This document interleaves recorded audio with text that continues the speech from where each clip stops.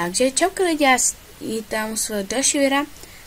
Je to zase tutoriál, bude to už 3. tutoriál a tohle to bude tutoriál. Jsem to řekla už asi po 5. to slovo tutoriál, no teďka zase no. Bude to vlastně návod, jak si stáhnout Feedbeast Launcher pro Vares a zároveň ještě nějaký kód na FutureCraft, takže jdeme na to. Napíšete FTB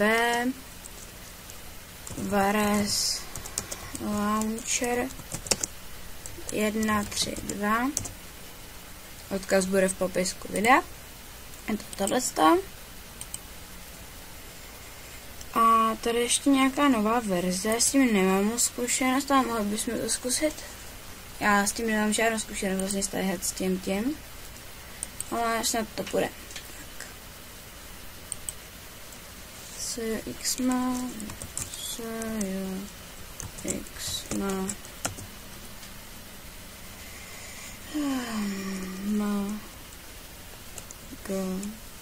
X. Tak, už se to stahuje. Až se to stáhne, tak já budu zpátky. Tak, a máme to. A teďka vlastně to rozklikneme. A to dám takhle. A tohle to si sem přetáhneme. Tadyhle z toho Feedbeast Cracket 1.4.1. Schodím na lištu. Počkáme, až se mi to tady přetáhne na to. Tak. Bum. Tak. Install Android. OK. Tady dáte OK, tak. Tady version. Tady nedáte update, protože to by už potom nebylo jakoby pro vás. By bylo potom jenom pro originálky.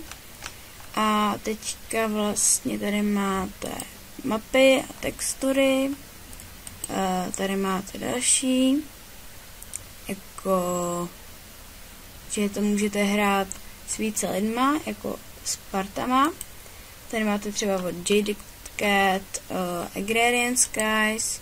Máte různý nastavení, tady jsou různé novinky o tom a teďka ještě zkusíme, no, já bych to asi, já nevím, asi ne, no ale můžeme to zkusit. Dáte si caps lock a napíšete FutureCraft jako FutureCraft, dáte add a máte tady FutureCraft by Gamer. A máte to, no. Takže to by bylo asi všechno.